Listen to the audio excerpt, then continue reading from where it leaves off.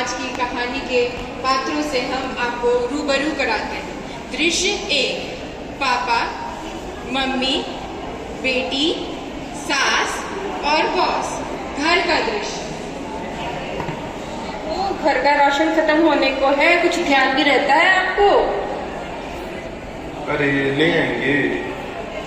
पापा मेरी स्कूल की फीस भर देना कल तक। हाँ बेटा कर दूंगा, पहले ये बता। ओके बाय पापा। बेटा आते हुए दवाइयाँ लेते आना, खांसी बहुत बढ़ गई। जी माँ।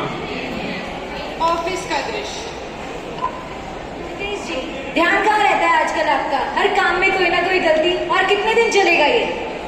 सॉरी मैम, अभी कर देता हूँ। एक पिता, एक पति, एक बेटा, एक कर्मचारी, इतने सारे पहचानों के बीच जो पहचान खो गई है वो उनकी खुद की है, इंसान होने की है। रोजमर्रा की जिंदगी, सबकी बातों के बीच कुछ रह गया है तो वह बस उनकी अपनी बातें हैं जो सुनने की गुंजाइश किसी को नहीं। अब मिलते हैं दृश्य 2 के पात्रों से। एक विद्यार्थी, उसका मित्र और उसके मम्मी पापा। स्कूल का दृश्य। एग्जाम कैसे गया तेरा? मेरा तो एकदम बढ़िया, इस बार सिलेक्शन पक्का। कांग्रेचुलेशन भाई। मेरा तो तेरा तो हर बार का रोने रहता है, और कितना पीछे रहेगा? थोड़ा पढ़ने लग जा। अब घर का दृश्य। अरे लड्डू की मम्मी, सुनती हो? हाँ बोलो, क्या हुआ? ये पड़ोस वाले शर्मा जी के लड़के को देखा है? पूरा दिन पढ़ता रहता है, 90% नंबर लाया है। और ये तुम्हारा लड़का देख लो, कभी पढ़ाई नहीं करना, पूरा दिन मोबाइल में लगा रहता है। ये शायरियां लिखवा लो जितनी मर्जी, पता नहीं क्या आलतू फालतू लिखता रहता है। फालतू नहीं है पापा। हाँ हाँ पता है, तू यही करते रहना और सारे तेरे से आगे निकल जाएंगे, पछताते रहना बाद में। फिर आया बड़ा शायर। विद्यार्थी होने का मतलब क्या सिर्फ पढ़ाई में डूबे रहना? बच्चे की अपनी ख्वाहिशों का क्या? किसी को खेलना पसंद होता है तो किसी को लिखना। बताओ, क्या पाप है इनका इंसान बनकर जीना? अब चलते हैं दृश्य 3 की ओर और मिलते हैं उनके पात्रों से। मम्मी, पापा, सास और बेटी। घर का दृश्य। बहू, चाय लाने में इतनी देर, पता नहीं कब से रसोई में खड़े होकर टुक टुक टुक टुक किए जा रही है। आ रही हूँ माँ जी। सुधा, मेरे जूते साफ हुए या नहीं? पूरे दिन घर में रहती हो, फिर भी घर का ध्यान नहीं रखा जाता तुमसे। करती क्या हो पूरे दिन? बस टीवी और फोन, और सारा दिन बक। अरे जूते रख दिए थे मैंने आपके, थोड़ा ढूंढ लीजिए ना।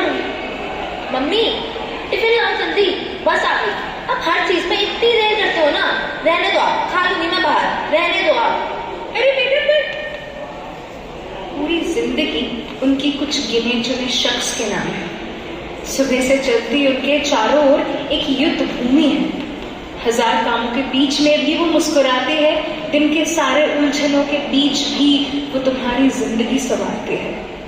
पर शुक्रिया अदा तो दूर, कभी थोड़ा हंस के उनसे बात करने की फुर्सत भी शायद हमने नहीं निकाली होगी।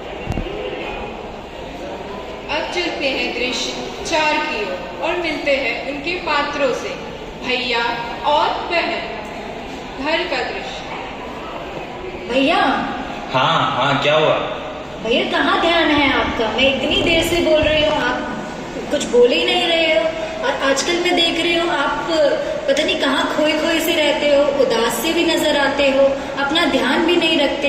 क्या हालत कर रखी है आपने अपनी? अरे तू वो सब छोड़, तू बता लाना क्या है? भैया राशन लाना था। अगले हफ्ते ले आऊं तो चलेगा?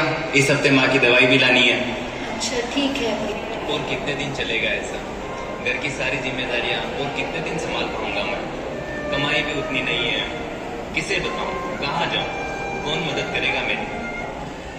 जैसा कि आपने देखा, राजेश अपनी जिंदगी से थक हार गया है और अब वो अपनी जिंदगी को खत्म करने की ओर बढ़ रहा है। तो अब आगे देखते हैं क्या होता है। क्या फायदा ऐसी जिंदगी का? ना मैं कुछ बन सका, ना अपने परिवार को खुश रह सका, बस जिंदगी से हार गया। नहीं जीना मुझे ऐसी जिंदगी के साथ। राजेश, ये क्या करने जा रहा था तू? क्यों कर रहा था ऐसा? इधर आ, मुझे बता, ऐसा क्या हो गया जो तू इतना बड़ा कदम उठाने वाला था? मुझे किसी से कोई बात नहीं करनी, मेरी कोई मदद नहीं कर सकता, मैं किसी लायक ही नहीं हूँ, घर वालों का ध्यान भी नहीं रख पा रहा। अब तो जीवन में किसी से कोई उम्मीद नहीं है मुझे। राजेश, तुझे क्या लगता है ऐसे मुंह फेर के भाग जाने से सब ठीक हो जाएगा? और तेरे परिवार वाले, उनका क्या? तो कल ही मेरे साथ दिमाग के डॉक्टर के पास चलेगा, मदद के साथ ये ठीक हो सकता है। पर भैया, ये दिमाग का डॉक्टर तो पागलों वाला होता है ना? क्या नाप शनाप बक रहा है? पागलों का डॉक्टर नहीं रे, वो तो मन का डॉक्टर है। उसके पास जाके अपने मन की सारी बातें खुलकर बोल सकता है और वो तेरी मदद करेंगे। अब चलते हैं दृश्य 6 की ओर और मिलते हैं उनके पात्रों से, राजेश और मनोचिकित्सक। राजेश अब मनोचिकित्सक के पास जाता है। अस्पताल का दृश्य। जी राजेश जी, बताइए क्या हुआ है आपको? डॉक्टर साहब, अब मैं क्या ही बताऊं? देखिए, खुलकर बताइए, डरने की कोई बात नहीं है। यहाँ की बातें 4 दीवारों के बीच में ही रहेगी, कहीं बाहर नहीं जाएगी। डॉक्टर साहब, मैं बहुत परेशान रहता हूँ, घर वालों का ध्यान भी नहीं रख पाता, इतना पढ़ा लिखा भी नहीं हूँ जो अच्छी नौकरी मिल जाए। अच्छा, आपका मन कैसा रहता है? कुछ अच्छा नहीं लगता, किसी से बात करने का मन नहीं करता, बस उदास रहता हूँ। और नींद कैसी आती है आपको? आजकल नींद ही नहीं आती, पूरी रात बस यही सोचता हूँ कि आगे होगा क्या मेरा। मन करता है अपनी जिंदगी को खत्म ही कर। अच्छा, कभी आपने आत्महत्या करने की कोशिश की है? हाँ डॉक्टर साहब, एक बार। देखिए, हमारे पास जो भी मरीज खुद को नुकसान पहुंचाने के इरादे से आते हैं, हम उन्हें भर्ती करते हैं। तो मेरा यही सुझाव रहेगा आपको कि आप भर्ती हो जाए। भर्ती तो डॉक्टर साहब मैं नहीं हो सकता, मुझे अपने घर वालों का भी ध्यान रखना है। अच्छा, तो फिर आप ओपीडी से अपना इलाज जारी रखिए। फिर भी मैं यही सुझाव करूंगी कि आप भर्ती हो जाइए। अब मैं आपको सपोर्ट ग्रुप के बारे में भी कुछ जानकारी देना चाहूँगी। सपोर्ट ग्रुप एक ऐसी जगह है जहाँ बहुत सारे लोग साथ मिलकर अपनी दिक्कतों के बारे में, अपने मन में आए सवालों के बारे में चर्चा करते हैं, खुलकर बातें करते हैं और एक दूसरे की समस्याओं का हल निकालने में एक दूसरे की मदद करते हैं। आपको भी वहाँ से काफ़ी सहायता मिलेगी। मुझे विश्वास है आप जल्द ही ठीक हो जाएंगे। जैसा कि आपने देखा कि हमारे दृश्यों के पात्र पिता, माता, विद्यार्थी और भाई अपने घर वालों और समाज की उम्मीदों को पूरा करते करते थक चुके हैं। जिंदगी में अक्सर ऐसे मोड़ आते हैं जहाँ एक बहुत गहरी अकेलापन महसूस होता है। लगता है जैसे इस करोड़ों आबादी वाली दुनिया में भी हमारे हिस्से में सिर्फ और सिर्फ सन्नाटा है। दरअसल क्या है ना, रोजमर्रा की झंझट और भागदौड़ में हम बहुत सारी चीजें भूल जाते हैं और सबसे बड़ी चीज जो भूल जाते हैं वो है बातों की अहमियत। इंसानों के बीच का वार्तालाप इतनी सारी स्थितियों का हल कर सकता है, पर तभी ना जब हम किसी से कुछ बोल पाए। किसी को बुखार हो, कोई शारीरिक स्तर पर बीमार हो तो उसकी इलाज तो हम आसानी से करवा लेते हैं, पर अगर मन की बीमारी हो तो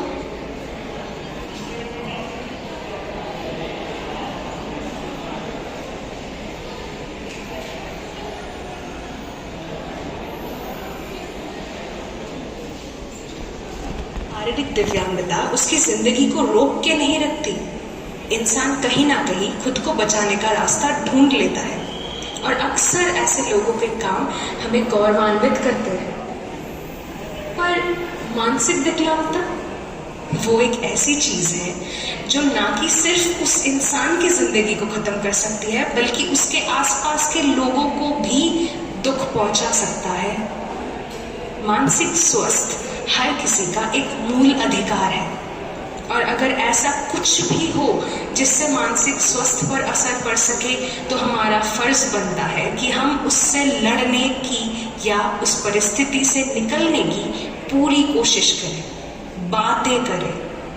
प्रण लीजिए कि आज के बाद चाहे आप खुद ऐसे परिस्थितियों से लड़ रहे हो या किसी और को ऐसी स्थितियों का सामना करते देख रहे हो, तो मदद का हाथ बढ़ाएं और बेझिझक मदद मांगे, क्योंकि आप स्वस्थ हैं तो ये दुनिया भी स्वस्थ है।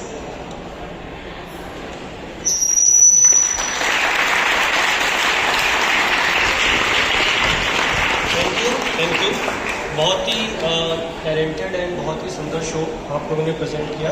Thanks to all nursing students. Thank you once again. Let's move on